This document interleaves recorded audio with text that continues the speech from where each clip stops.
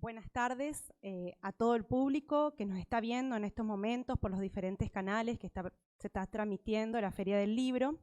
Hoy tengo el honor y el placer de presentar en esta edición virtual de la Feria del Libro y la Cultura de Paso de los Libres a una célebre escritora argentina.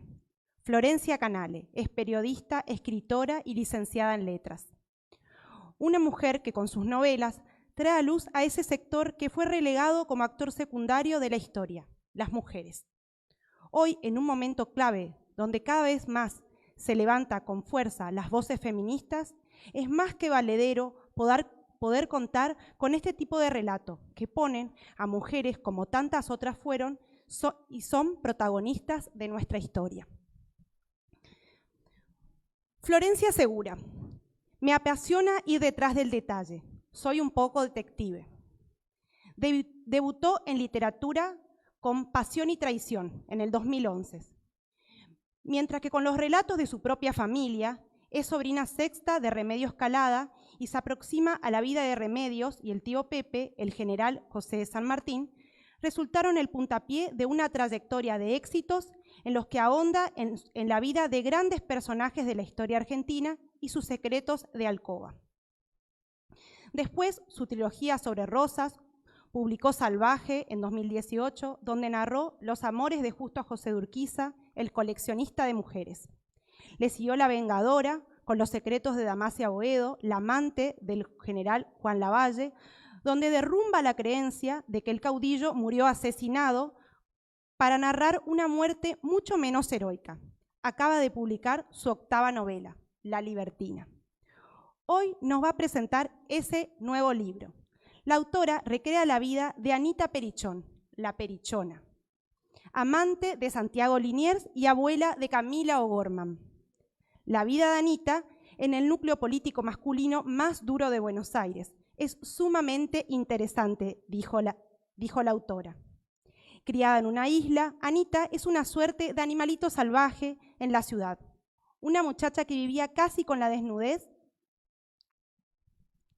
Bueno, es más o menos lo que podemos rescatar de este libro. Ahora vamos a dejar que la autora del libro, Florencia, nos cuente más sobre esta tan interesante historia de esta mujer que en realidad no es argentina, pero sí vivió en el Río de la Plata y tiene mucho que ver con nuestra historia.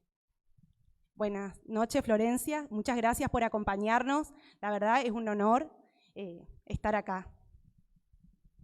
Buenas noches y muchas gracias por invitarme. Para mí es un placer bueno, participar de esta feria virtual, como estamos haciendo, ¿no? por la pandemia, y esperando que el año que viene podamos repetir estas ferias presencialmente y poder vernos, ¿no? Ahora nos vemos por una pantalla, que es lo que hay, y bienvenido sea.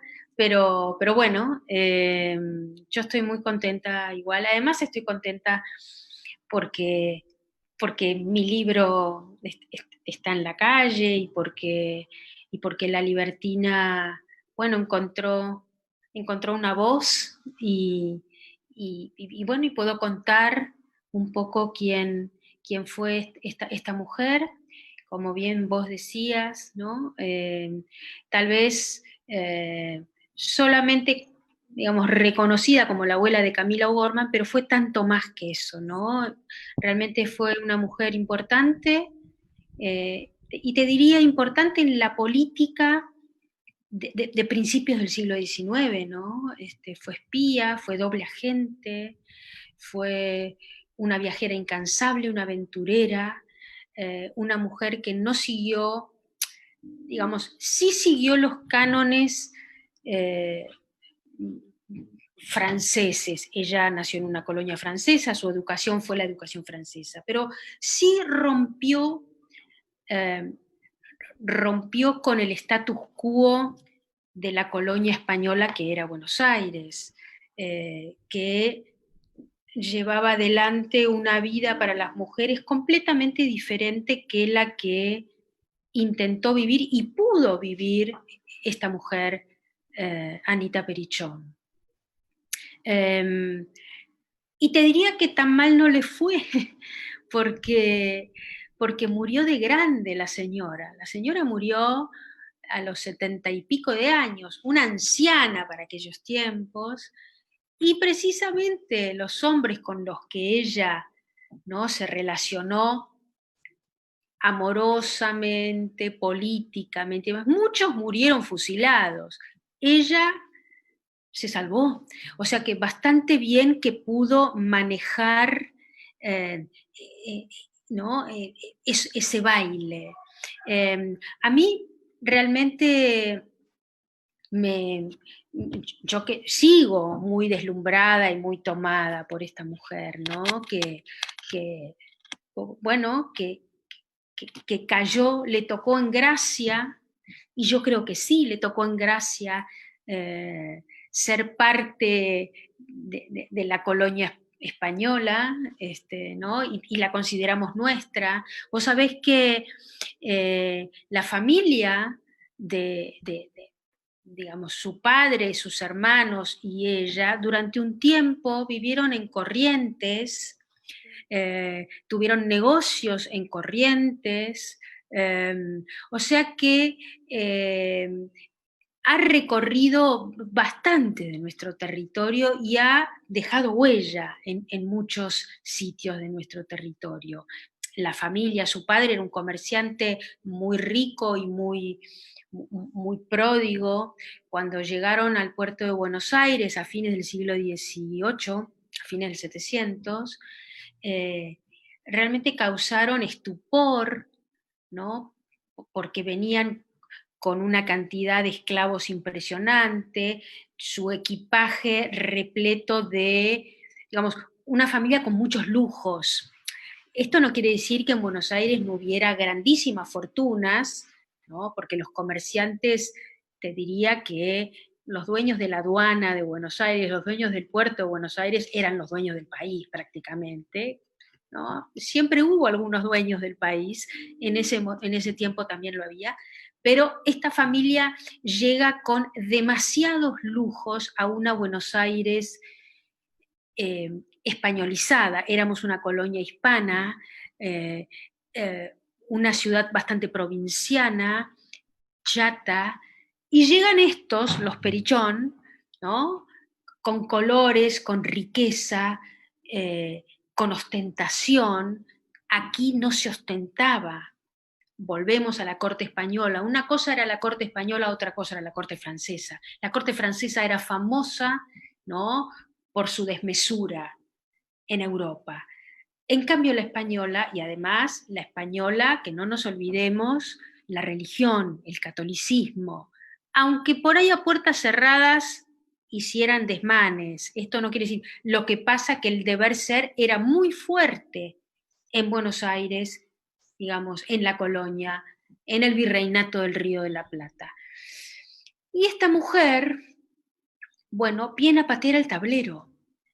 Viene a patear el tablero seguramente sin saber la que le tocará aquí, en Gracia, ¿no es cierto?, en Buenos Aires, sin saber que llegarán en 1806, digamos, la primera invasión inglesa, en 1807 la segunda, sin saber que se transformará en una espía, sin saber que se transformará en una doble agente, ¿no?, trabajando para los ingleses, para los franceses, pero sobre todo lo que sí sabía era que trabajaba para ella, ¿no? Ella era una señora casada con Thomas O'Gorman, con un irlandés, otro comerciante, que por supuesto su padre había establecido, el padre de Anita había establecido este matrimonio, como hacían en general todas las familias de cierta clase, ¿no? Se elegía el candidato para las mujeres no elegían, las niñas, las jóvenes no elegían nada, elegían sus padres el candidato. Algunas de nuestras mujeres de nuestra historia han logrado vencer y romper ese mandato. Una, Remedios de Escalada, que sus padres habían elegido con quién debía casarse, había casi un contrato prenupcial firmado con Gervasio Dorna, pero la familia tiene la desgracia de que Remedios conozca a este señor bastante misterioso y novedoso que se llamaba José de San Martín, y cuando lo conoció, definitivamente en su cabeza y digamos, en su cuerpo decidió que no quería casarse con el candidato de sus padres, que sus padres habían elegido, sino que con este hombre. Y logró esto, algo rarísimo porque las niñas no, digamos, no replicaban los mandatos familiares. Los mandatos familiares se cumplían. Remedios de Escalada rompió eso y se casó con San Martín. Después le fue como le fue. Esa es otra historia, que podemos hablar en otra oportunidad. Y la famosísima, célebre Mariquita Sánchez de Thompson, luego de Mendeville, ¿no? Que le mandó una carta al virrey diciendo que no quería casarse con el candidato que los padres habían elegido, sino con su primo Thompson, Martín Thompson, y lo logró. Digamos. Pero esto no sucedía, ¿no es cierto? Por supuesto, con Annette, Anne-Marie Perillon de Vandale, sus padres deciden que se casa con Thomas O'Gorman, que era un comerciante que podía agregar además negocios a la fortuna familiar. Sin embargo, esto no era suficiente para esta mujer. Y entonces, y supongo que para ese hombre, ¿no? Vamos a hablar de él también, había ahí un contrato tácito entre los dos, ¿no? Yo diría que digamos, las vidas paralelas estaban reafirmadas en un contrato tácito entre ellos, tácito y hablado, quiero decir. Me parece que era una pareja en espejo, ¿no? Tal vez eran demasiado parecidos Thomas y Anita. Y entonces, bueno, él miraba para otro lado, o tal vez miraba lo que hacía su mujer, vaya uno a saber. Y entonces, bueno, cada uno llevaba su vida adelante. Ella supo construirse una vida como quiso, algo bastante extraño para una mujer a principios del siglo XIX. Supo defender los negocios con los comerciantes y con los dueños del puerto de Buenos Aires, que esto, vuelvo a decir, era una práctica de la masculinidad. Las mujeres no eran ni comerciantes, ni negociaban, ni nada, ¿no? Las mujeres estaban en la casa. Bueno, ella se sienta con los muchachos, que era como sentarse con Al Capone, más o menos, a defender sus negocios, defender su fortuna, ya, bueno, ustedes me pagan tanto, pero ¿cómo, señora? Usted sí, a mí. Y lo logró, y además también fue una asalariada, entre comillas, de la corona inglesa, de la corona británica, porque trabajó para el Foreign Office, desde su casa, desde el gran salón, ¿no? de las tertulias que ella ofrecía en su casa, donde juntaba a unos y a otros y manejaba información como una espía perfecta. No en vano, un siglo después, se la bautizó con el nombre de la Mata Hari de la colonia, ¿no? Mata Hari existe en el siglo XX, bueno. Una acotación así de lo que, o sea, estaba por ahí, lo que por ahí pude leer un poco sobre su biografía, es que estaba en una situación muy delicada, o sea, tenía que ser una estratega, porque en realidad ella era francesa, Francia había invadido las colonias, o sea, había invadido España, ella estaba, diríamos, ¿no? Estaba entre enemigos, o sea, tenía que ser una estratega, y bueno, y como mujer, en ese sentido, también pasaba desapercibido, por eso porque las mujeres, como vos decís, no tenían un rol protagónico, pero sí tenían un rol muy importante, que muchas veces se lo trató de tapar de la historia porque guarda que algunas mujeres traten de imitar a este tipo de mujeres con sus hazañas. Entonces, como que la historia trató de borrarlas y bueno, y tenemos por eso una historia bastante machista, por así decirlo, en nuestro país.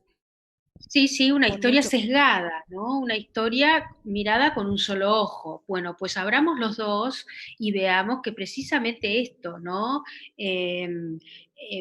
digamos, las prácticas políticas, el espacio público, tantas acciones estaban solamente libradas por los varones. Las mujeres se quedaban en la casa. Había algunas que no, había algunas que decidían, pienso, por ejemplo, un poco más adelante, hablamos de la semana de mayo de 1810, la mujer digamos, la plaza, en aquella semana que estaba repleta de gente esperando, ¿no?, que los incendiarios hicieran así o así para meterse para ir a matar gente, ir a matar al virrey, y etcétera, etcétera.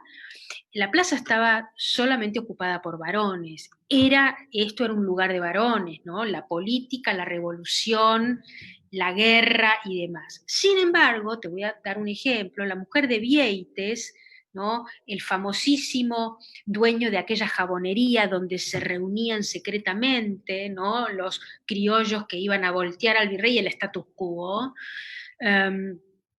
La mujer de Vieites, disfrazada de varón, con ropas de varón, se metió en la plaza porque ella quería protagonizar, digamos, quería vivir eso en primera persona, quería ser testigo de esto que estaba sucediendo. Seguramente había muchas mujeres que el sitio establecido les resultaba incómodo.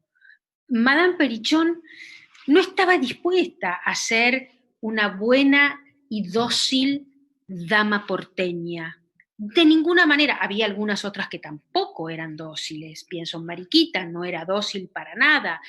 En Remedios, de algún modo, en ese momento no fue dócil, después sí fue dócil. Pero, ¿no?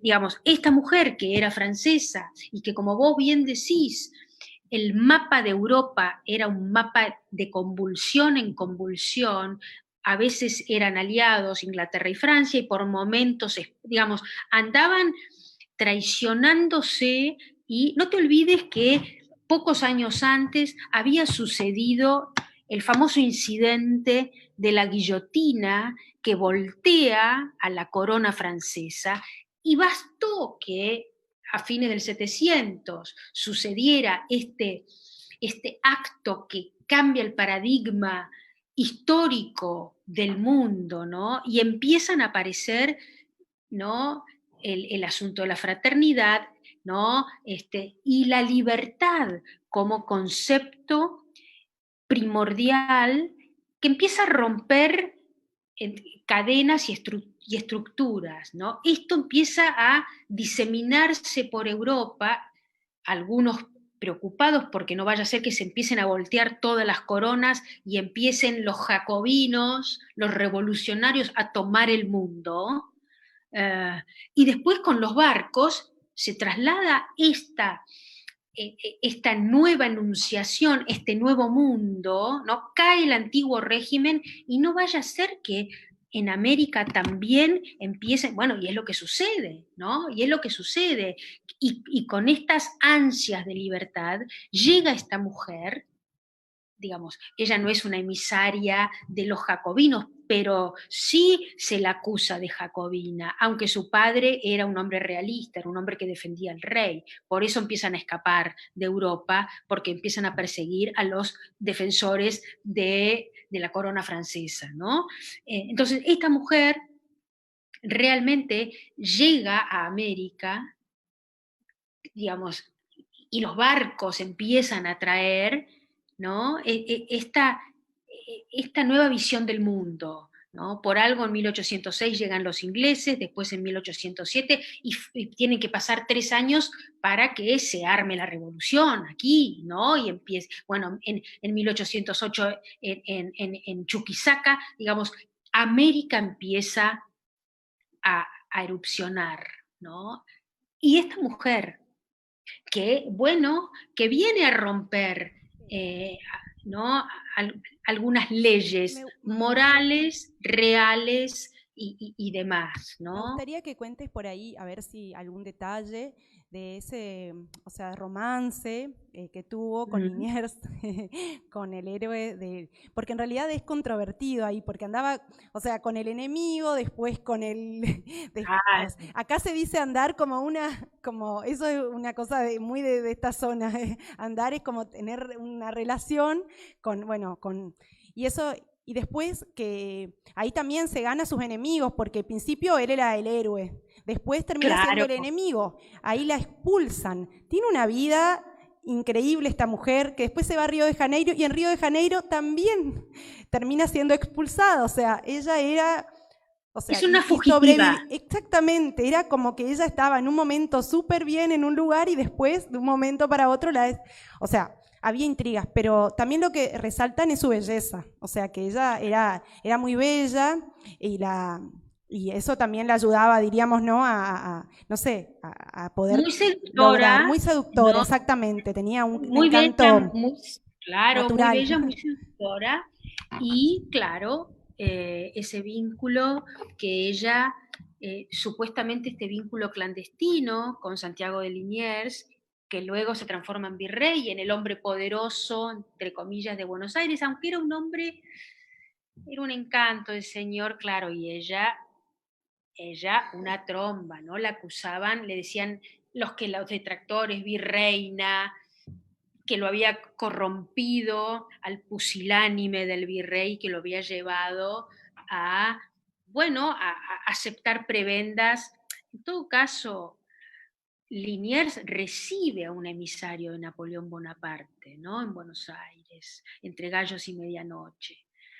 Entonces, bueno, ella, por supuesto, vive las mieles del éxito, pero después todo se derrumba y se cae, porque claro, Liniers es el reconquistador de Buenos Aires, es el que echa en todo caso a los ingleses de Buenos Aires y toma él el poder, y la ciudad lo vitoreaba, bravo, bravo, bravo. Hasta que, claro, empiezan a desconfiar, empiezan a mirar de costado, porque él también era francés, ¿no? Estos dos franceses, ¿qué están haciendo acá? Entonces Martín de Álzaga, que era vasco y además poderosísimo, una fortuna, ¿no? Una de las fortunas de Buenos Aires, empieza a querer sacarlo, a rajarlo, y empieza con las encomiendas a España a decir, a sacar a esta gente que son agentes de Francia. Bueno, en todo caso, lo interesante es que muchos de esos señores, Martín de Álzaga muere fusilado, Santiago de Liniers muere fusilado, digamos, todos van cayendo como moscas, y la que no cae como mosca es ella, que estaba metida en ese baile, ella andaba ahí metida, ¿no? Porque ella, digamos, rápidamente se acomodó con el general Beresford, rápidamente se acomodó con otro espía inglés, con James Burke. Ella, yo creo que lo que la encendía a Madame Perichon era la adrenalina, el riesgo, el abismo. Ella quería vivir en primera persona ¿no? Esta vida de aventura. Yo no diría que fue una mujer que le dedicó su vida a lo amoroso, al amor, sino que al poder. Digamos, lo que a ella la traía, y el poder controvertido, digamos, porque no se iba con chiquitas, ¿no? Andaba en los sitios más peligrosos y salió incólume de todo eso. Entonces, me parece que fue una gran estratega. Ahora, si fue feliz, si no fue feliz, si se enamoró, yo creo que no. No lo sabemos. Pero bueno, fue intrépida, brava, valiente y, y brillante a la hora de la intriga y la negociación, ¿no? En esto de los amoríos, así, en realidad del arreglo matrimonial que tenían, me hizo acordar mucho a Manuelita Sáenz, que también se casó y era mujer de la época también, ¿no? Es más, claro. Ella también dice que la apodan la Perichona, porque casualmente había una mujer que también había tenido un amorío con el virrey de Perú. Así que ella, las mujeres en esa época tenían mucha influencia y eran muy importantes.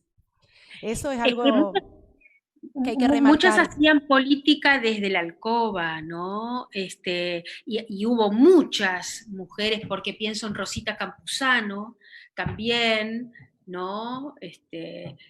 Recibiendo en su casa, y digamos, haciendo lobby, ¿no? Usando las artes amatorias para llevar y traer información y a buena ley, quiero decir, no, seguramente eran incómodas, resultaban incómodas para muchas otras mujeres, pero bueno, eran dos ligas, ¿no? Dos ligas diferentes. La liga de las mujeres que elegían eh, la alegría del hogar, ¿no es cierto? Y que entonces esto estaba muy bien y tenían sus hijos y su casa y bueno, y llevaban adelante con mucha honra ¿no? y a buena ley. Y después estaban estas otras que encontraban este vértigo, ¿no? Protagonizando otras batallas, ¿no? Otras batallas. Es que en ese momento histórico también se pensaban que las mujeres eran inferiores, que las mujeres no podían, no tenían la capacidad de participar en política. O sea, había Claro. pensar que la mujer tenía que solamente ser educada para ser una buena esposa. O sea, ni siquiera tenían muchas veces la posibilidad de educarse y de acceder, diríamos, a los mismos niveles educativos que los hombres, era todo un tema. Entonces, a ver esas mujeres que por ahí querían, que sabían leer, que sabían interpretar, que sabían, o sea, no era, o sea, había, digamos, y muchas, pero solamente que no que, o sea, había un espacio reservado que no estaba autorizado para ellas. También eso, diríamos. Exactamente. Entonces, entre la intriga, entre esto de la seducción, era donde ellas encontraban su espacio para poder participar de alguna manera bueno, en todo el escenario político también. Y bueno, y eso es un poco de lo que te quería preguntar, ¿no? Eh, ¿Qué te inspira a escribir este tipo de novelas? ¿Qué es lo que te lleva a tener este interés así particular de? A mí la historia en general me parece fascinante. A mí siempre me interesó la historia, tal vez en la historia eh, están las respuestas a tantas preguntas o por ahí eh, nuevas preguntas, ¿no? Infinitas preguntas. Y eso es lo que a mí me parece interesante, ¿no? Un sinfín de, pero que no se acaben nunca las preguntas. Me parece que si se acaban las preguntas estamos muertos. Y entonces, bueno, ahí en la historia, en el pasado, eh, tal vez están las posibles respuestas. Y sobre todo la historia argentina, como Argentina me interesa, y bueno, y quienes protagonizaron, sobre todo el siglo XIX, que es mi siglo favorito, que me parece que podemos pensar una nación en grado cero, ¿no? Un país en grado cero y estaba todo por hacerse, y entonces, bueno, esas personas que pusieron todo de sí para ir detrás de los ideales. Arriesgando eh, todo, porque en realidad era eso, ¿no? Era la incertidumbre total. O sea, de ser tantos años colonia, querer de un día independizarse, era para, o sea, era demasiado para unas personas valientes, porque se arriesgaban todo, se arriesgaban la vida, se arriesgaban hasta su estatus social, porque en realidad ellos, en realidad los principales eran los criollos que tenían cierto, o sea, reconocimiento social. claro. Bueno, otra pregunta que quisiera hacerte, ¿no? Eh, ¿Crees que te inspira el contexto histórico que estamos viviendo las mujeres para escribir este tipo de novelas? O sea, los movimientos que hay ahora del feminismo, de tanto... Eh, no sé si son los movimientos feministas actuales. Eh, a mí siempre me generó curiosidad, no por ir con la tendencia, digamos, sino de antes. Y, eh, digamos, siempre es como la cuestión, ¿no? Que, que me lleva adelante, ¿no? ¿Cómo eran las vidas de esas personas? cómo amaban, cómo, cómo subsistían. Claro, nosotras, ¿no?, tenemos a favor el presente, ¿no? Y el presente significa, eh, no sé, tener el siglo XX a cuestas, ¿no? La psicología, el psicoanálisis, Freud, digamos, tenemos mucho de interpretación encima, entonces, digamos, estamos, entre comillas, salvadas porque tenemos ese bagaje cultural a cuestas, lo llevamos a cuestas. Esas mujeres no tenían nada de eso. Entonces, ¿cómo no me va a intrigar? Me da una curiosidad ver cómo hacían para vivir y no morir en el intento, realmente, ¿no? Eh, Hombres y mujeres, de cualquier modo. Eh, me, Me genera mucha curiosidad y admiración, ¿no? Salir adelante con nada, Hasta el día de ¿no? hoy tenemos ciertos prejuicios que no se pueden sacar y que vemos que, bueno, cuántos años y siglos han pasado y nosotros estamos, o sea, estamos luchando lo luchando mismo. todavía contra los preconceptos o estas cuestiones. Imagínense, en esa época era increíble que esas mujeres se animaran a tanto. Bueno, una última preguntita de mi parte que... ¿Pensás en algún momento, en alguna mujer de la historia contemporánea para hacer alguna novela? Y si fuera así, ¿cuál te parecería que te inspiraría para Mira, escribir una novela? lo contemporáneo me interesa para vivirlo, no me interesa para escribirlo. A mí me interesa el pasado para escribir. Incluso te diría que yo estoy escrita por el pasado. El pasado me escribe. El presente no me escribe. Por supuesto, lo vivo y con mucha intensidad, ¿no? Y apasionamiento y demás. Capaz que no Pero solamente una mujer, discúlpame que sí, por ahí me expresé, pero no solamente contemporánea en el sentido de decir la historia actual, más reciente, ¿no? No es tanto del hecho de que, bueno, nosotros hablamos de unos años para atrás, no casualmente capaz de los años que vos viviste, porque, no sé, sí, sí. o sea, De cualquier no del modo, siglo a mí, XIX, por así decirlo, una mujer que sea más de nuestro... yo te diría que para mí el siglo XX incluso es presente. Claro. Eh, Me interesa tal vez hasta la década del 30, el siglo XX, como materia de escritura, ¿no? Después yo necesito tomar perspectiva y tomar distancia, eh, y sentirme como un poco más lejos para, para, para que eso me resulte interesante para escribir, ¿no? Aunque haya habido seguramente vidas muy intrépidas, eh, no sé, de la mitad del siglo XX en adelante.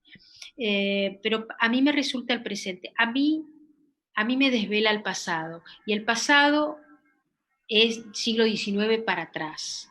Y todavía tengo historias para contar del siglo Te XIX. súper comprendo, porque, bueno, soy profesora de historia también, así que por eso Perfecto. entiendo que a uno, como cuando le apasiona un periodo de la historia o cuando le gusta algo, le gusta. A mí también me Exacto, pasa, así que en ese sentido te entiendo y te comprendo. Una exacto. preguntita acá bueno, del público. ¿Se puede saber en qué otro proyecto estás trabajando de investigación? ¿Algún adelanto, una puntita?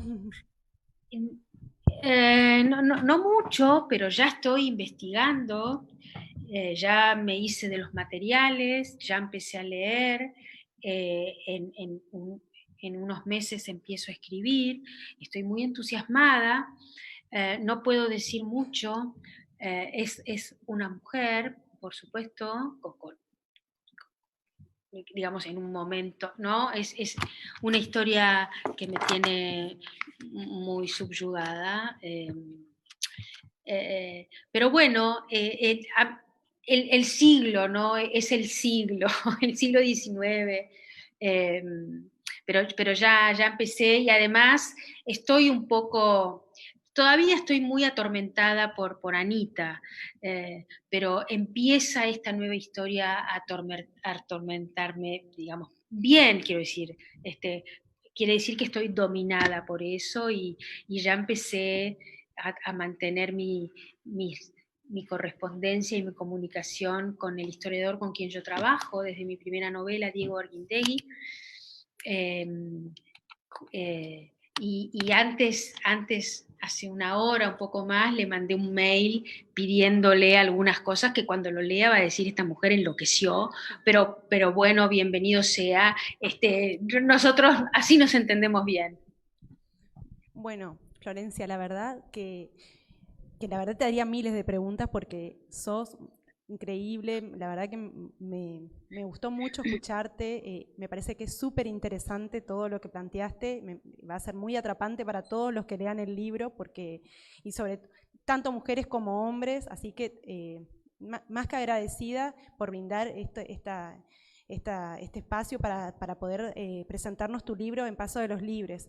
Yo me imagino que es un gran honor para todos los libreños tener una persona así como vos que quiera participar. Así que seguramente que cuando ya no sea más virtual y podemos pasar toda esta situación, nos encantaría que vengas a Paso de los Libres a poder presentar tu otro libro que vamos a estar esperando ansiosos. Te agradezco Sí, porque yo no sé si no estará cerca. Ay, mirá, qué buena noticia. No quiero decir mucho, pero sí Corrientes tiene historia, ¿no? Corrientes tiene historia y del siglo XIX bastante. Así absolutamente, es una provincia fascinante. Ay, qué lindo escuchar eso, la verdad que eso sí te llena el alma, eso sí que nos llena el alma a todos. Una provincia fascinante. Y hay muy poco escrito de nuestra historia, en realidad. Así que nos vendría muy, o sea, es muy bueno escuchar proyectos que tienen que ver con nuestro territorio, porque pasa con las provincias en general, que por ahí está medio relegado. Sí, seguro. Ese es ¿no? una asignatura pendiente que pretendo calmar. Y bueno, y agradecerles enormemente que me hayan invitado y ojalá que el año que viene, cuando esto ya haya pasado, yo pueda visitarlos y vernos ahí. Y bueno, y si no leyeron La Libertina, que lo disfruten, que es una novela para hombres y para mujeres, no crean que los varones, señores, es una novela con mucha aventura y espionaje, y realmente es un thriller que te deja sin aire, porque nuestra historia es fascinante. No es solamente abanico y miriñaque, señores. Nuestra historia es una historia para ponerse contada de pie. Por una persona como vos, sería todo interesante seguramente, porque lo pones mucha pasión y se ve que mucho énfasis a lo que haces y me encanta, eso es lo que por ahí le hace falta para que las personas no crean que historia es aburrido, sinónimo de aburrido. Mucha gente cree eso, entonces en estas novelas uno puede aprender, encontrar eso, como decía, ese interés, por esa intriga, por todo eso, y a su vez, bueno, también conocer un poco de nuestra historia, que es importante. Bueno, Florencia, la verdad que de corazón, muchísimas gracias, fue muy amena toda la presentación, sin palabras, o sea, yo solamente agradecimiento, y de todo, también los que organizan la Feria del Libro están de la misma manera que yo, muy agradecidos con tu participación. Y por supuesto, como ya reitero, te esperamos para nuestra próxima Feria del Libro.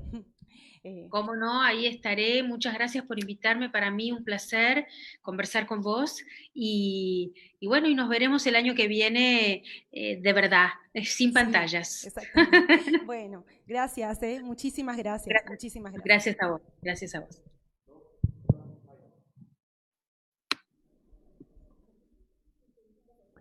Muy bien, muchísimas gracias a Florencia Canale, la escritora que nos ha presentado La Libertina, un fabuloso libro de espionaje, de pasión también, y que tiene que ver con nuestra historia. Muchísimas gracias, licenciada Betiana Fadón, espectacular entonces esta presentación y su participación también, ¿no es cierto?, en esto. Y bueno, qué momento que tenemos desde el comienzo, ya desde el comienzo. La historia nos atrapó, los libros nos atraparon y el comienzo no meritaba de otra manera porque es la Feria del Libro y la Cultura de la Frontera, edición virtual. Pero para aquellos amantes del teatro, si se quedan con nosotros, se viene algo que les va a interesar. Una pausa y volvemos enseguida.